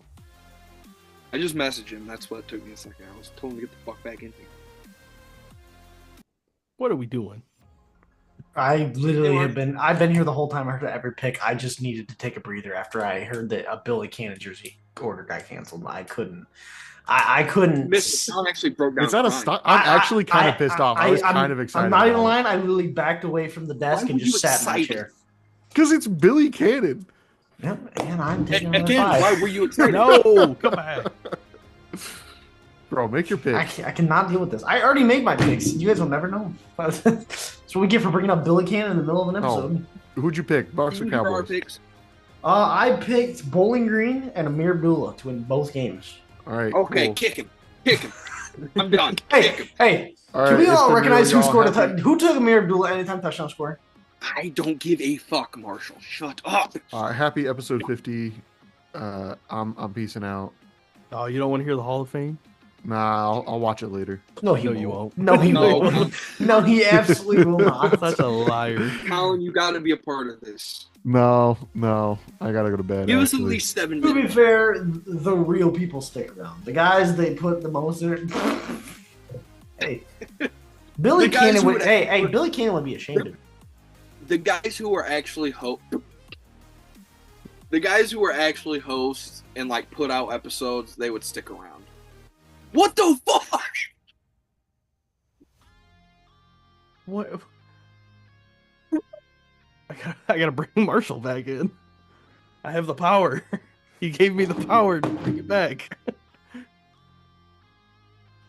Hey, Marshall. Colin better not make the Hall of Fame. He's not, bro. Colin better not make the Hall of Fame. If Colin makes the Hall of Fame, I'm quitting the show. Colin did not make the Hall of Fame. Thank fuck. You better not make the Hall of Fame for the next 100,000 episodes. If any one of us gets to make the Hall of Fame, it's me for winning picks last year. Let's get that out there right now. Let's get this out here right now. All right. The inaugural class of 2024 Fourth and Wrong Hall of Fame. You got to put like some very ceremonial music before that. But, Shouldn't man. we be voting on what goes into the Hall of Fame, not just Dallas? There's a committee. There's a committee. There's a committee for that. So there was a Who's the committee. Me, Bro, and- bro, ask Brittany and his dog. me and the committee sat over long nights. Star-lit skies, Christmas tree in the Okay. background. Don't set the mood. Come on. We came up with 5 Hall of Fame members for this class. 5? Now, the classes can grow in size in the future, but we're starting small. Inaugural 5 Hall of Famers. That's not what she said. Unfortunately. Starting off with our coach's wing of the Hall of Fame. This coach. Oh, I thought that was like the actual like that. I was like, who the hell's coach's wing? I was like, what? I'm not gonna lie, I did not understand what was going on. I hate this already. I hate it. Starting with the coach's wing of the Hall of Fame, a man who dedicated his career to the game. Fourth and Wrong podcast. To the Fourth and Wrong podcast. He won the 2021 Coach of the Year award with a head coaching record of 54-45 never count out Mike Vrabel. Yes, that's a goated one. That's a goated one. I love it already. Hey. Are you right? You have all these written down for I the have future? I have them written down. Yes. He means Okay. he has I the was about to say- bus behind him. He's about to fucking lift him up and show us. That's true, bro. Actually, what if, bro? Like, what would you do right now if Mike Vrabel joined the Zoom call? What's up, guys? Thank you guys for having me. I'm about to go on Cameo, see if any of these guys have Cameo. It just thank you for accepting me into the Fourth and Wrong Hall of Fame. You can you create like an account or something. You can edit Wikipedia. Just put it in his description of accolades. Oh my God! There we go. Yes. And Goated first pick. Goated.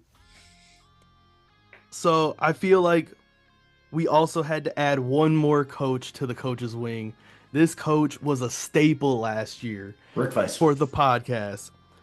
He had a coaching record of 21-30 and was Colin's #1 enemy. This will only Hall of Fame he'll see. I don't even know who it is. Head coach for the Falcons from 21 to 23, Arthur Smith. Bro, I remember that. This man could not escape this man last year. Arthur Smith makes. I'm gonna go against Arthur Smith. Arthur Smith would win. I don't like Arthur Smith. But I'll pick him. He loses, bro. We could not escape it. That was the first curse of the podcast. The Arthur Smith. Yeah, that was. Now Oh, let's get into the players. Let's get into the players. One of two the of most. them already. There's two locks for sure, but we're gonna get to the one that probably should have also been a lock.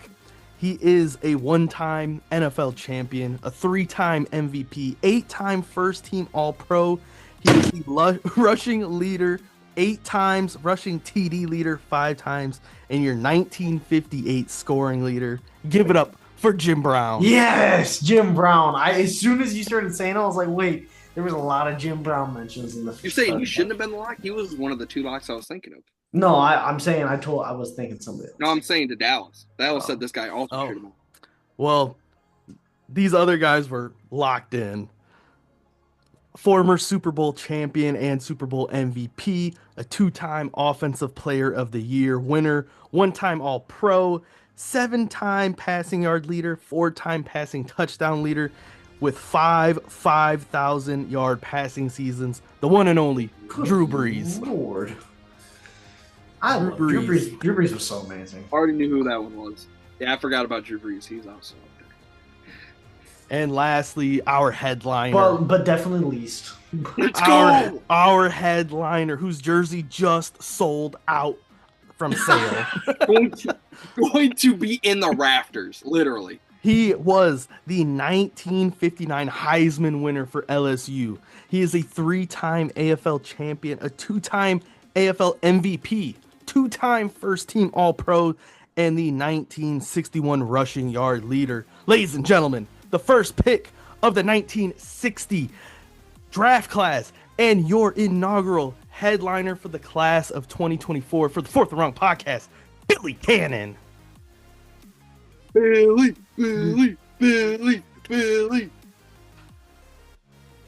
Let's go. Marshall, you did not acknowledge our headliner. Could you please? I acknowledge our everybody tribal else. chief. You brought back some memories with the Vrabel and the Arthur Smith. The Arthur Smith I totally forgot about. But So, Yeah, I love Marshall, it. I love it. Marshall, are we? Do you have any snubs off the top of your head that should not, or that weren't included but should have been included? I've mentioned Bowling Green enough. I think they could make it. No, little don't- recency bias. Recency bias. Very much recency bias. Amir Abdullah has been mentioned into quite a bit too. Recency bias. One that is Bryce Young. recency bias. One that is recency bias, but I could see long term having the legs to get in the Hall of Fame was the Marshall curse. Lasted what, 12, 13 That's a weeks? first ballot Hall of Famer. That was. I don't think it's first ballot, especially means it literally did not make the ballot. Well, it's not retired but- yet. It's the year's still active. True. The year is Curse still could active. get reactivated. No, I see that one being up there. Let's see. I feel like there's something else. So are we not doing? So are we just Um, doing players, people? Are we not doing moments? We need to do moments. We can add in moments. Because I know it's this year, but next year, the start of next year, before the season starts, when we do another Hall of Fame class, Colin's moment of going, so are we doing all-time running backs, or is it just current running backs? I think should absolutely be on there. Him picking Billy Cannon over Derrick Henry maybe is up there. I'm thinking we need to do this. It's gonna throw off the time. We need to do this every year around the Super Bowl too, like how the real Hall of Fame works. I think that would be a great time. Like we have our Hall of Fame when they have the real Hall of Fame. Now what moment am I thinking of? Fuck. I just had it. Fucking every week for fucking 2 years. Every time the Broncos came up, let's run. Oh, That Mr. one- Unlimited, yeah, let's ride, yeah. That one's got to be up there. That was fucking every goddamn week. I'm trying to think. Is there any good debates that we had? Colin and the kickers. Colin versus kickers needs to be up That's there. pretty good. That's pretty good. That's a first ballot. What else could go up there? Me and Marshall versus Jordan Love. That one's pretty decent. That's just a normal everyday thing. Donnie versus Brock Purdy. That one had legs last year. Stafford not being top 5. Nope, that one's not up there. Bowling Green will make the Hall of Fame at some point. Bowling Green will not make the Hall of Fame, especially when we're covering the NFL. Bowling Green. Billy Cannon is barely played in the NFL. Billy Cannon was an AFL MVP Back in Two times. Back in oh my god. back when the AFL existed. Yeah, Marshall, Well, you're right. Thank you to Shit. Dallas for putting together this awesome awesome Hall of Fame class together. We're glad to have a Fourth and Wrong Hall of Fame. Yeah, so we'll be back. I think this was a nice way to celebrate episode 50 a little bit. Obviously, I think episode 100, which doing the math right, episode 100 will be not near football season, right? Well, Or it depends on it like if we do that every I'd other say- week or Yeah, every other week. Yeah, it depends on where it falls, but episode 100's got to be something bigger and better. I think, in my opinion, I think we might have to go like 2 or 3 hours on that episode. we might have to do it live. and go Oh, over. there we go. Ooh, I could get behind that. That'd be pretty sweet. So honestly, and I would Like, we need to figure it honestly, especially since we do it on YouTube, I'm wired now. I could just stream it right off my PC if we need Man's to. on drugs. He's wired. I am wired. So, but appreciate you, Dallas, for putting that together. Let's roll into some trivia before we get out of here. So Are you we guys, doing same thing as last week, or you got something new? it's something similar to last week. I thought last week was kind of fun, so I want to do something similar that I saw online. Instead of the 10K challenge, it's the 150 touchdown challenge. Oh, okay. So you get 1 QB, 2 running backs, 2 wide receivers, and a tight end. 150 touchdowns. Yep. So what we're gonna do is we're gonna take that person's highest touchdowns in a season, Okay. all time of whoever, and you have to get 150 total touchdowns. Okay. How many people do we get? A quarterback, a running back, 2 wide A receivers? quarterback, 2 running backs, 2 wide receivers, and a tight end. So overall, crazy? six This six This players. is very easy. You say that, but it all comes down to the random I mean, spin wheel. To be fair, I said that last week. That's and an average I- of 25 touchdowns a person. Those running backs could hurt you. Those running backs could really the hurt running you. I backs feel like and the tight ends. ends. I think the tight end hurts you more than anything. We'll see. I'll go first. I'll be the test dummy. All right, Marshall, you are going first. Shut up. Or walked into that one. All right, Marshall, Mm. your player must come from the Minnesota Vikings Oh man, I thought I might. or someone who has played for the Minnesota Vikings. Couple options I could go with here. I can't remember how many touchdowns Adrian Peterson scored in his 2,000-yard season. Randy Moss has obviously probably had some wild seasons. There's a couple good options. No, I'm just kidding. It'd be a wild, crazy. I'm trying to decide between Adrian Peterson and Randy Moss. But I think I'm gonna go. AP was such a workhorse, man, and he won MVP. I'm gonna go Adrian Peterson. Adrian Peterson. Let me pull up the stats here. The most touchdowns he's had in a season was 18. Not bad. And that was in 2009. It wasn't even his MVP season. Oh, wow. Okay. All right. Your next player. You have a quarterback, 1 running back, 2 wide receivers, and a tight end left. The Tennessee Titans. I also just realized, so they had to have, is it the team that I'm guessing? I asked this rule last time, but so do they have to have played? So like the Tennessee Titans, it's a person that did they have to get that with the Tennessee Titans, or could they get that any team? And any team, they just had to have played for the Titans at Okay. one point in their career. So I just redeemed myself because I totally forgot about that rule. And Randy Moss had 23 touchdowns in a season, but he also played for the Tennessee Titans. So give me Randy Moss. He did play for the Tennessee Titans. I was shocked you didn't say Randy Moss. I forgot that was the rule. I was But it's all right. I redeemed myself. I got Randy Moss again. I forgot he had the record, and I didn't forget he had the record. I forgot that was the rule. Yeah, you got pretty lucky there, Marshall. So it's a good thing you specified. Pretty sure he played like 4 games, but The next player has to come from the Detroit Lions. Kelvin wasn't a huge scorer, like in terms of touchdowns. Like that year, he put up 1,900, and he has the record. He only has like 6 touchdowns that year. So it's him or Barry. But Stafford, I probably should go I get 1 QB. You get 1 QB. Stafford put up. I don't think I need to knock another running back off. Probably smart to go Stafford here. I don't know though. 41? Or he's got in the 40s, I think. 41, 42. I think I'm ruling out Kelvin. I don't know if I'm going to go Kelvin. It's between Barry.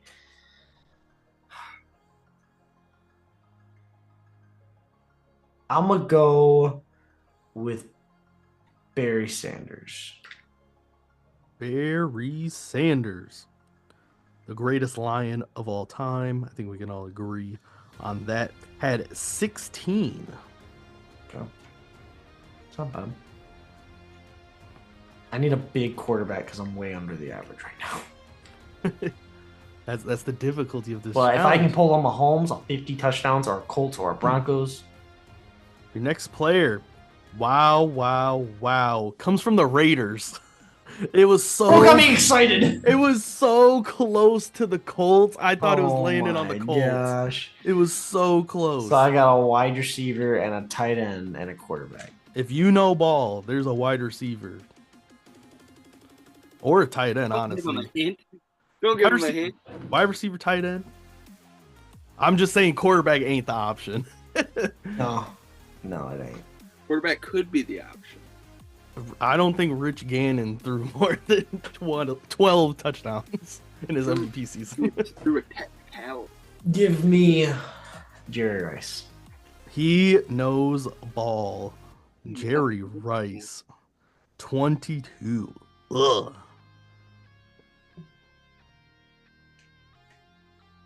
All right, quarterback and tight end are left for this challenge. Your player must come from the Giants. I don't think Eli has really put.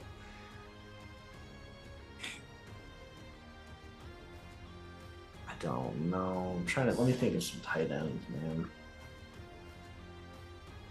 If not, Eli might be my only option.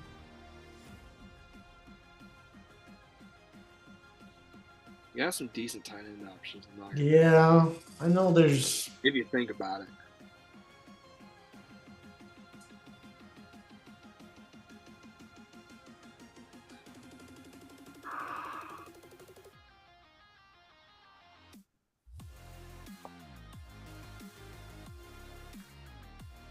Mm-hmm.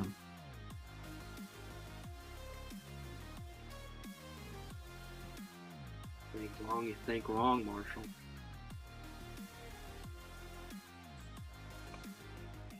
I think I have a player. I'm gonna go with Jeremy Shockey. Shockey. 7 touchdowns. Yeah, I don't think that was your tight end pick. I don't know who's a better one.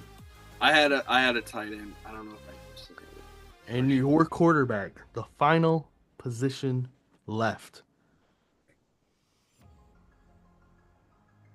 That quarterback must come from the Bills. Josh Allen. Joshua Allen. Jim Kelly might not have been a bad option. I think.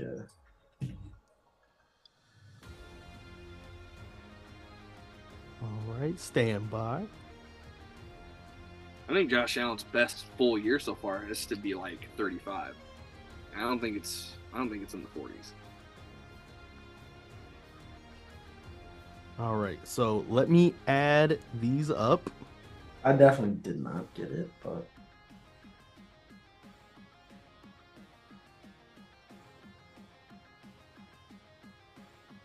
Marshall with 123 touchdowns. only 7 short. I didn't think you were going to be that close. I think a couple of them. Who was your other wide receiver? It was Jerry Rice and who? Randy Moss. Yeah, that'll do. Yeah. I think I did pretty good. I just think the last two just kind of sucked. I really couldn't think of any other better Giants tight ends. I'm not gonna lie. Honestly, I could not either. I think I picked probably the best one. No, the one that I was thinking of, he didn't do it with the Giants, obviously. Darren Waller, that one really good year he had with the Raiders. I don't know how many touchdowns he had, but I would guess he had more than 7.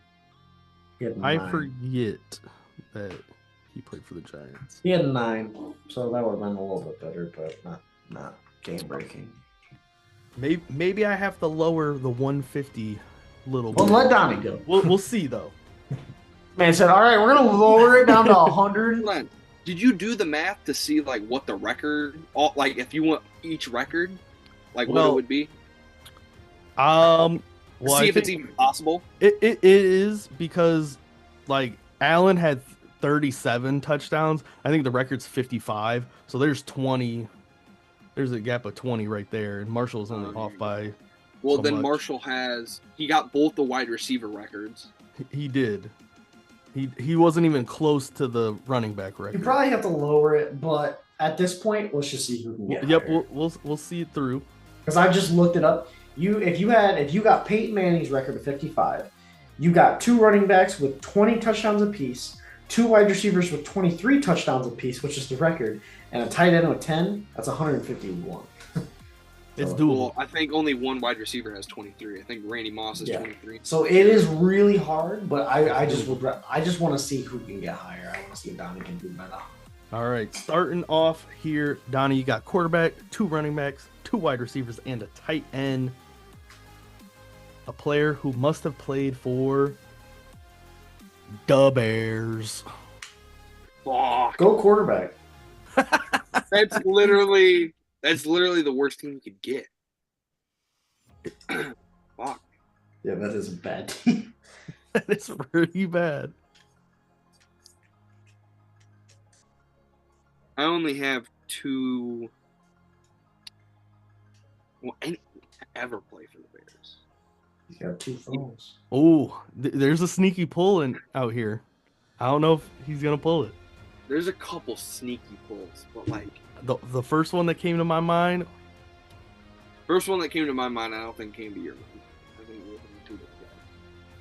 Kyle Orton. Shut up, Marshall. Marshall's just gonna name off quarterbacks. Jay Cutler. I really don't know how many. Like, I don't know what his record would have been. Like, what his career high was. But he's like the only good offensive player in the history of the Bears. So I feel like I gotta go Walter Payton.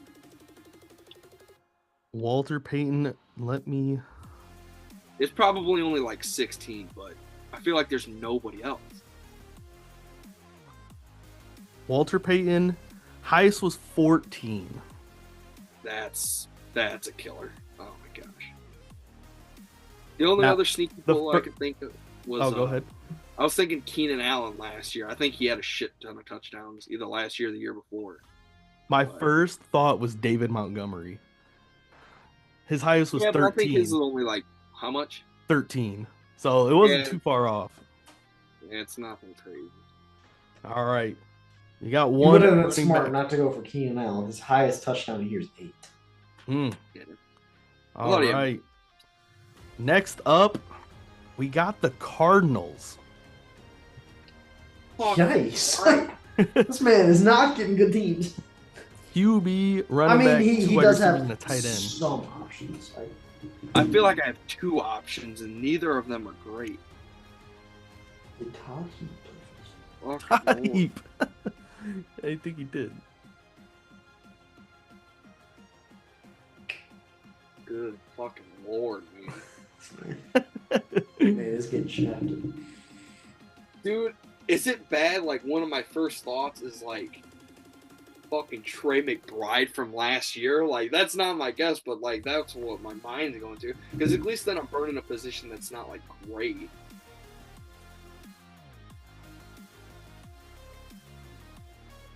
Oh, anybody to ever play for the Cardinals? Give me Emmitt Smith. Ooh, Emmitt Smith. I fucking forgot about that shit for a minute. That's a good pull. 25. That helps. First person came to mind was Larry Fitz. Well, I was thinking Larry Fitz too, but Larry Fitz only probably had like 10. Like, he was a yards guy. He actually had 22. Really? All right. No, I'm kidding. He had no. I was gonna say no. Shut the fuck up. All right. Quarterback, wide receiver, 2 wide receivers, and a tight end. Going with the Chargers. Ooh,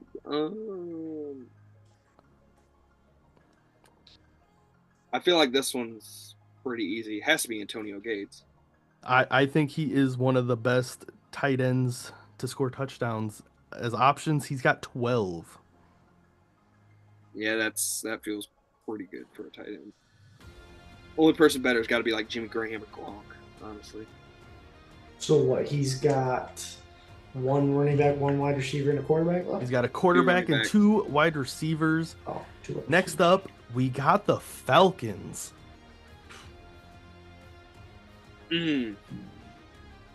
Well, I feel like I shouldn't have my tight end pick. Tony Gonzalez would have been really fucking good here. 2 wide receivers and a quarterback. Man. Now the question becomes, how many did Matt Ryan have that MVP year?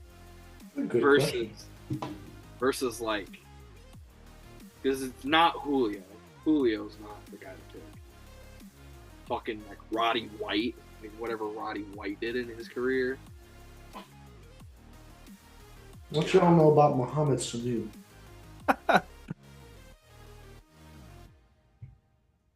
Damn, man, this one is tough.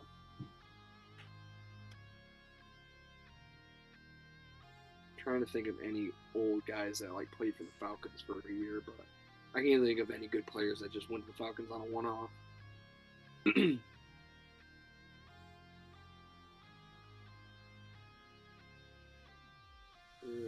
gonna do a tough one.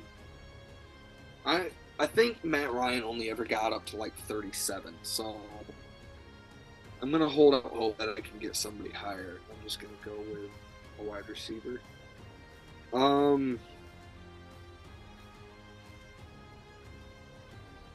what's gonna do?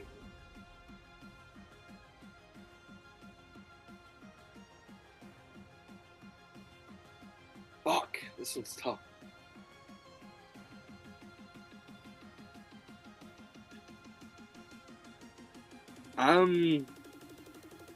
I'm just gonna go.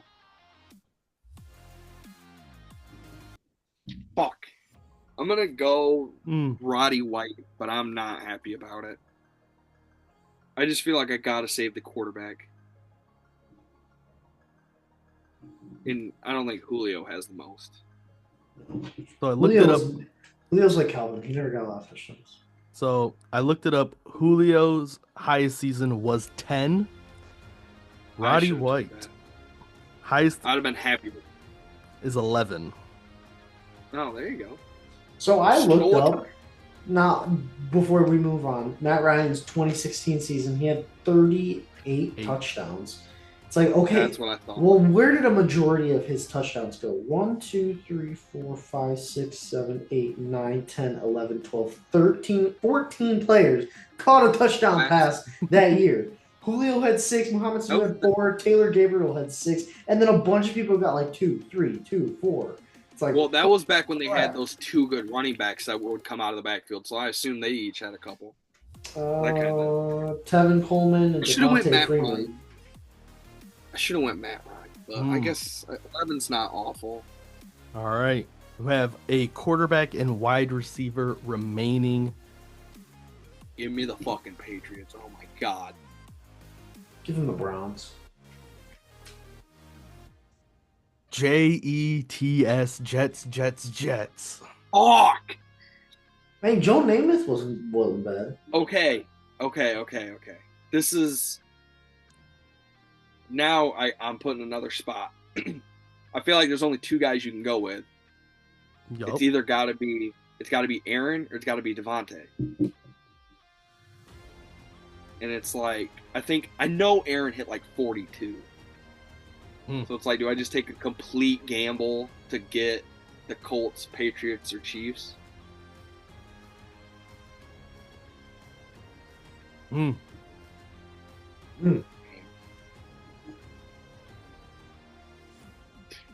Marshall? Joe Namath is still on the board. Shut the fuck up, Marshall. Who is your quarterback? Josh Allen. Josh Allen. So at least I'll tie him if I go Aaron.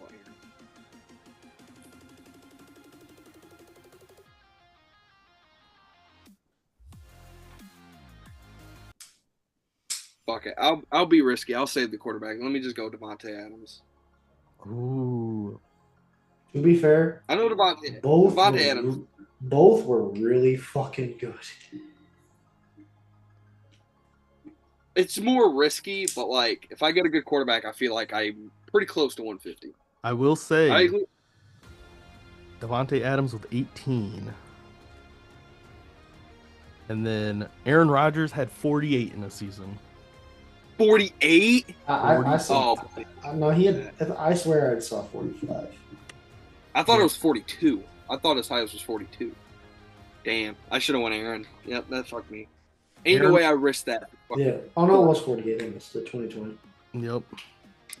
And so now that wasn't worth it unless I literally get Mahomes. And your quarterback spin. Is the Bears again. Colts Broncos, baby. The Chargers. Fuck. Well.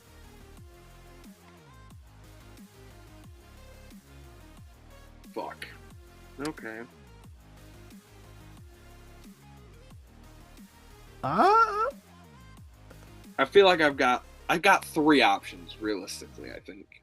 What are they? I would sound it out. Phillip Rivers, I feel like is probably the safest choice. Justin Herbert, I know he had like 36, I believe. I know because I just watched a TikTok on it earlier. I know he has like 35, 36 in the season. And then a dark horse would be Dan Fouts way back in the day, but I don't think he would ever have enough to be up there. Well, those are good. Those are good picks. Got to make one of them. My thing is, I don't think Phillip ever threw for like 40 in a year. Like, I feel like he would top out at like mid to high 30s. And I know Herbert was like mid 30s already. But I don't think he got to 40. So I feel like I'm. Which one? Better pick.